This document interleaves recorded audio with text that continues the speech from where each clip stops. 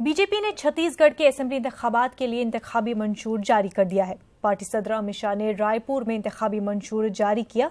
Party ने मंशूर को संकल्प पत्र का नाम दिया है। इस मौके पर वजीर आला रमन सिंह भी मौजूद थे। अमित शाह ने रमन हुकूमत की कामयाबियों का बखान किया।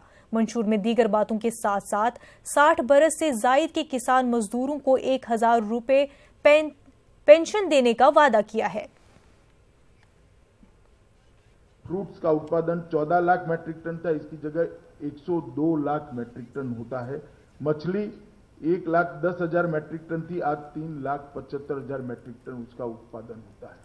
उत्पादन से ज्यादा धान की खरीदी के आंकड़े आपके ध्यान में लाने जैसे हैं। खरीफ धान की खरीदी धान की खरीदी कुल पहले 5 लाख मैट्रिक टन थी।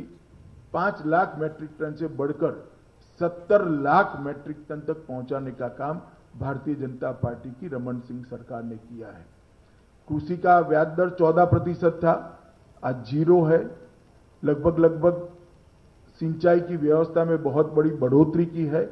उसको 50% बढ़ाने का लक्ष्य लेकर भी इस संकल्प पत्र में आए हैं मुख्यमंत्री जी। 1072 किलोमीटर सड़कें थी, ग्राम सड़कें, आज 22,000 किलोमीटर ग्राम सड़कें हैं।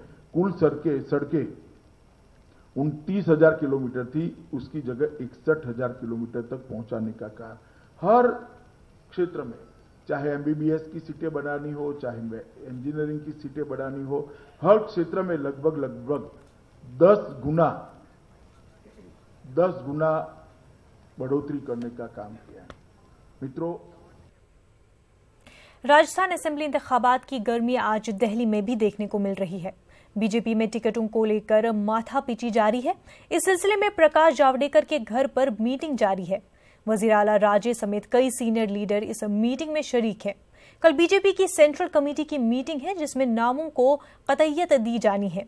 वहीं कांग्रेस खेमे में भी हलचल है। टिकटों के दावेदार दिल्ली में डेरा डाले हुए हैं। कई दावेदारों ने सचिन पायलट से मुलाकात की। कांग्रेस सदर राहुल गांधी छत्तीसगढ़ के दौरे पर हैं। इस दौरान राहुल गांधी ने राजनांदगांव में गुरुद्वारे का दौरा किया। आज उनके दौरे का दूसरा दिन है। राहुल गांधी की कांकेर, कोंडागांव और जगदलपुर में रैलियां हैं। आपको बता दें कि छत्तीसगढ़ में असेंबली की 90 सीटें हैं। 2 मरहलों में यहां वोट डाले जाएंगे। पहले मरहले में 18 सीटों के लिए 12 नवंबर को वोटिंग होगी। दूसरे मरहले में 72 सीटों के लिए 20 नवंबर को पोलिंग होगी।